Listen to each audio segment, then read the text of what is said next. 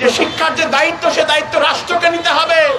শিক্ষা খাতে বরাদ্দটা বৃদ্ধি করতে হবে এবং স্কুল কলেজে বিশ্ববিদ্যালয়ে প্রতিটা শিক্ষার্থী যেন পড়তে পারে, সেই বিষয়ে রাষ্ট্রকে এবং সরকারকে দায়িত্ব পালন করতে হবে। সন্ত্রাসী দখলদারিত্বের বিপরীতে ছাত্র রাজনীতির আদর্শবাদী এবং বিপ্লবী ধারাকে শক্তিশালী করতে হবে। সমাজের মধ্যে যে অন্যায় অত্যাচার, সেগুলোর বিরুদ্ধে একটা প্রতিবাদ তৈরি করতে হবে। এই গণঅভ্যুত্থানের পরবর্তী সময়ে যেন নতুন করে সন্ত্রাসী দখলদারিত্ব, দুর্নীতি, লুটপাট দেশের মধ্যে শুরু হতে না পারে, সেই জন্য ছাত্র বন্ধুদেরকে আপনাদেরকে সজাগ থাকতে হবে। আপনারা জানেন যে আমরা একটা সম্প্রতি রক্তক্ষয়ী অভ্যুত্থানের মধ্য দিয়ে গত 5 আগস্ট ফ্যাসিস্ট হাসিনা সরকারের পতন ঘটেছে এবং সেই লড়াইটা শুরুতে ছাত্রদের লড়াই থাকলেও শেষ পর্যন্ত সেটা ছাত্র জনতার গণঅভ্যুত্থানে পরিণত হয়েছিল। সেই লড়াই যেমন ছাত্ররা শহীদ আত্মদান করেছে, সেখানে রিক্সা চালক, শ্রমিক, নারী, সাধারণ মানুষ তারাও জীবন দিয়েছে। এবং আমরা দেখলাম সেই গণঅভ্যুত্থানে প্রায় 2000-এর অধিক মানুষ শহীদ হয়েছেন, প্রায় 25,000-এর মতো মানুষ আহত হয়েছেন, মৃত্যুবরণ করেছেন। এই যে লড়াই, এই লড়াইয়ের কি স্বপ্ন ছিল? সেদিন আমরা একটা স্লোগান তুলেছিলাম যে আমরা একটা বৈষম্যহীন বাংলাদেশ চাই, যেখানে কোনো বৈষম্য থাকবে না। সেই বৈষম্যটা কেন তৈরি হয়, আমরা সেই প্রশ্নটা করেছিলাম। আমাদের সমাজে চারদিকে আপনি তাকিয়ে দেখুন, বিভিন্ন ক্ষেত্রে বৈষম্য। আমাদের যে কৃষকরা ফসল ফলান, তারা কষ্ট করে ফসল ফলান কিন্তু তার ন্যায্য দাম পান না। যে শ্রমিকরা সকাল থেকে রাত পর্যন্ত পরিশ্রম করেন, তারা ঠিক মতো মজুরি পান না। আমাদের যে রিক্সা চালক ভাইরা রিক্সা চালান সকাল থেকে রাত পর্যন্ত, তারা একটা খেয়ে পড়ে বেঁচে থাকবেন, একটা মানসম্মত জীবন ধারণ করবেন, সে অধিকার তাদেরকে দেওয়া হয় না। ফলে আমরা দেখতে পাচ্ছি পুরো সমাজের মধ্যে একটা ভয়ানক বৈষম্য আমাদের কাঁধে চেপে বসে আছে। নারীরা পথে ঘাটে, রাস্তায়, ঘরে, বাইরে সমস্ত জায়গায় অত্যাচার নিপীড়নের শিকার হন।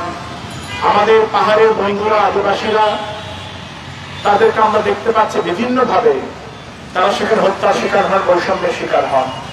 ফলে আমরা গণঅভ্যুত্থানের সময় বলেছিলাম আমরা একটা বৈষম্যহীন বাংলাদেশ চাই, শোষণহীন বাংলাদেশ চাই। 1971 সালে যে মহান মুক্তিযুদ্ধ, সেই সময় একটা বৈষম্যহীন শোষণহীন বাংলাদেশ গড়ে তোলার জন্য লক্ষ লক্ষ মানুষ জীবন দিয়েছিল, তারা সেটা শহীদ আত্মদান করেছিল। কিন্তু আমরা দেখেছিলাম 71 সালে 16 ডিসেম্বরের পরবর্তী সময় যে সরকার করে এসেছে, প্রতিটা সরকারই যত দিন গেছে পুরো দেশটাকে তারা আরো শোষণমূলক, আরো বৈষম্যমূলক করে তারা তৈরি করেছে। ফলে আমরা দেখতে পেয়েছি যে আমাদের শিক্ষা ব্যবস্থা ধীরে ধীরে আরো শোষণমূলক, বৈষম্যমূলক হয়ে উঠেছে। আমাদের স্বপ্ন ছিল 71 সালের মুক্তিযুদ্ধের পরবর্তী সময় এমন একটা বাংলাদেশ আমরা পাবো যেখানে প্রতিটা শিক্ষার্থী তারা শিক্ষার অধিকার পাবে। অথচ আমরা দেখলাম স্বাধীন বাংলাদেশে যত দিন যাচ্ছে, টাকা যার, শিক্ষা তার, এই নীতিটা সমাজের মধ্যে গড়ে উঠছে। ফলে যারা ধনী পরিবারের সন্তান তারা শিক্ষা পাবে, যারা গরিব পরিবারের সন্তান, যারা কৃষকের সন্তান, শ্রমিকের সন্তান, মধ্যবিত্ত পরিবারের সন্তান, তার প্রতি মুহূর্তে শিক্ষার অধিকার থেকে বঞ্চিত হচ্ছে। এবং যখন আমরা বলছি যে বাজেটগুলো হচ্ছে, সে বাজেটে শিক্ষা খাতে বরাদ্দ বাড়াতে হবে, আমাদের সংগঠনের পক্ষ থেকে আমরা বলেছি জাতীয় বাজেটের 25% শিক্ষা খাতে বরাদ্দ করতে হবে, অথবা যে জিডিপি, সেই জিডিপির 6% শিক্ষা খাতে বরাদ্দ করতে হবে।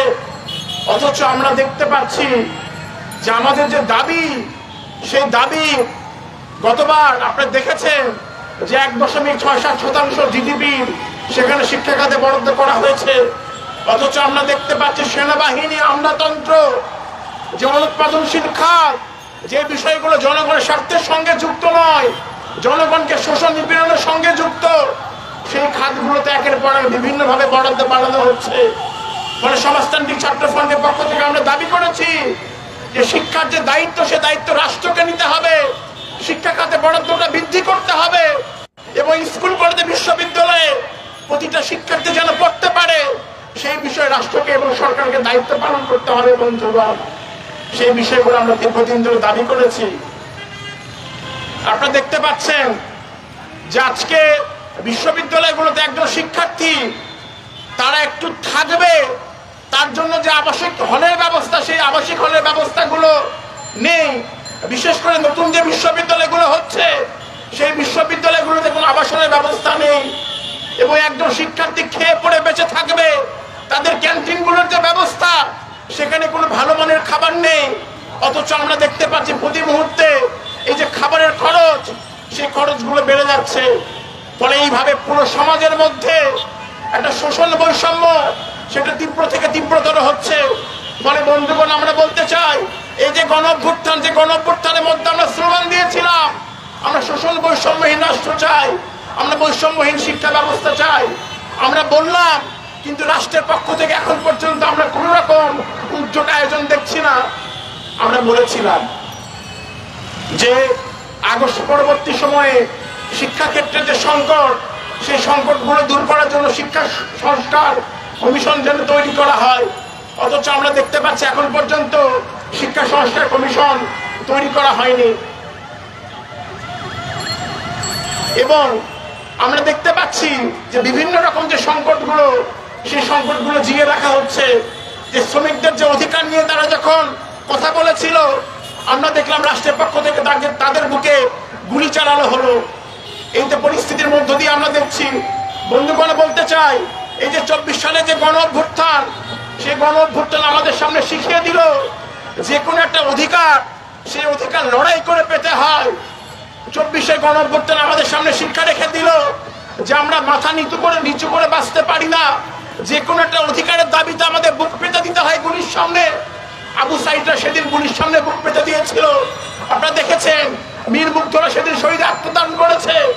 আপনারা জানেন 5 আগস্ট যেদিন হাসিনার পতন ঘটে, সেদিন দুপুরবেলায় এই যে চানখারপুল মোড়ে সেখানে 10ম শ্রেণীর শিক্ষার্থী শাহরিয়ার খান আনাস, সে তার বুক পকেটে একটা চিঠি লিখে, সে তার চিঠিটা তার মাকে দিয়ে সে বাড়ি থেকে বেরিয়ে যায়। এবং সে চিঠিতে লেখা ছিল, মা গো, আমি মিছিলে যাচ্ছি, সরি আব্বুজান, আমি নিজেকে আর ঘরের মধ্যে আবদ্ধ করে রাখতে পারলাম না। আমি জানি একদিন তো মরতেই হবে, কিন্তু স্বার্থপরের মধ্যে মরে কি লাভ? এর চেয়ে যদি আমি দেশের জন্য গুলি খেয়ে মৃত্যুবরণ করি, সে মৃত্যু তো মানুষের একটা পরম পাওয়া। ফলে আমি যদি আর ফিরে না আসি, তবে যেন তোমার ছেলে দেশের জন্য জীবন দিয়েছে, আত্মোৎসর্গ করেছে, আমাকে নিয়ে গর্ববোধ করো। এইরকম অসংখ্য মানুষের লড়াইয়ের মধ্য দিয়ে আমরা গণঅভ্যুত্থান পেলাম। ফলে আমরা বলতে চাই এই গণঅভ্যুত্থানের পরবর্তী সময়ে যেন নতুন করে সন্ত্রাসী, দখলদারিত্ব, দুর্নীতি, লুটপাট দেশের মধ্যে শুরু হতে না পারে, সেই জন্য ছাত্র বন্ধুদেরকে আপনাদেরকে সজাগ থাকতে হবে। আমরা দেখতে পাচ্ছি যে নতুন করে 5 আগস্ট পরবর্তী সময় শিক্ষা প্রতিষ্ঠানগুলোতে বিভিন্ন হলগুলোকে নতুন করে দখলে নেওয়া হচ্ছে, বিভিন্ন শিক্ষা প্রতিষ্ঠানগুলোতে নতুন করে সন্ত্রাসী কর্মকাণ্ড চালু করা হচ্ছে। ফলে আমরা ছাত্র বন্ধুদের সামনে বলতে চাই আমাদের যুদ্ধ এবং লড়াই এখনো শেষ হয়নি। ফলে আমরা স্লোগান দিয়েছি আবু সাইদ মুগ্ধ শেষ হয়নি যুদ্ধ। ফলে সন্ত্রাসের বিরুদ্ধে যে লড়াই, সেই লড়াইটা আমাদের চালাতে হবে। দখলদারিত্বের বিরুদ্ধে যে লড়াই, সেই লড়াই আমাদের চালাতে হবে। বন্ধুগণ, আপনারা দেখেছেন অতীত সময়ে যখন যে দল ক্ষমতায় এসেছে, তাদের ছাত্র সংগঠন ক্যাম্পাসগুলোতে সন্ত্রাসী দখলদারিত্ব চালু করে রেখেছিল। আমরা অতীতে ছাত্র দল, ছাত্র শিবিরকে দেখেছি, আমরা ছাত্রলীগকে দেখেছি কিভাবে আবরার ফাহাদকে পিটিয়ে হত্যা করেছে, বিশ্বজিৎকে হত্যা করেছে, বিভিন্ন শিক্ষা প্রতিষ্ঠানগুলোতে সন্ত্রাসী কর্মকাণ্ড পরিচালনা করত। ফলে আমরা বলতে চাই যে ছাত্র দল, ছাত্র শিবির এবং ছাত্রলীগের যে রাজনীতি, যে সন্ত্রাসী নির্ভর রাজনীতি, আমরা বলতে চাই একদিকে যেমন সন্ত্রাসী নির্ভর রাজনীতি, দখলদারিত্বের রাজনীতি, যে রাজনীতি অন্যায় করতে বলে, দখলদারিত্ব করতে বলে, ছাত্রদের চরিত্র মনুষ্যত্ববোধকে ধ্বংস করে দেয়, সেই রাজনীতির বিপরীতে সমাজতান্ত্রিক ছাত্রফ্রন্ট নতুন ধরনের রাজনীতি, নতুন ধারার রাজনীতি শিক্ষা প্রতিষ্ঠানগুলোতে সারা দেশে চালু করতে চাই। ফলে আমরা বলেছি সন্ত্রাসী দখলদারিত্বের বিপরীতে ছাত্র রাজনীতির আদর্শবাদী এবং বিপ্লবী ধারাকে শক্তিশালী করতে হবে। সমাজের মধ্যে যে অন্যায় অত্যাচার, সেগুলোর বিরুদ্ধে একটা প্রতিবাদ তৈরি করতে হবে। সংগ্রামী বন্ধুগণ, আপনারা দেখেছেন যে বিগত সময়ে ছাত্রদের মধ্যে একটা মনোভাব ছিল আই হেট পলিটিক্স, অর্থাৎ রাজনীতি হচ্ছে খারাপ জিনিস, রাজনীতির মধ্যে আমরা থাকতে চাই না। কিন্তু আমরা দেখেছি 52 সালে ভাষা আন্দোলন ছিল রাজনৈতিক সংগ্রাম, 62 শিক্ষা আন্দোলন, 71 মহান মুক্তিযুদ্ধ, 90 স্বৈরাচার বিরোধী আন্দোলন এবং সম্প্রতি 24-এর যে জুড়ে গণঅভ্যুত্থান, সবগুলো লড়াই ছিল রাজনৈতিক আন্দোলন। কোন সমাজতান্ত্রিক ছাত্র ফ্রন্টের পক্ষ থেকে আমরা বলতে চাই, এক ধরনের রাজনীতি আছে যা আপনাকে সমাজ সচেতন করে, অন্যায়ের বিরুদ্ধে লড়তে উদ্বুদ্ধ করে, আর এক ধরনের রাজনীতি আছে যে রাজনীতি আপনাকে অন্যায় করতে বলে, আপনাকে অন্যায়কারীতে পরিণত করে, আপনার বিবেক এবং সত্যবোধকে ধ্বংস করে দেয়। ফলে সমাজতান্ত্রিক ছাত্র ফ্রন্টের পক্ষ থেকে আমরা যে শিক্ষার যে অধিকার, গণতান্ত্রিক যে অধিকার, নীতি মূল্যবোধ সংস্কৃতি রক্ষার যে অধিকার, সেই অধিকারের পক্ষে রাজনীতিকে শক্তিশালী করতে বলেন। সংগ্রামী বন্ধুগণ,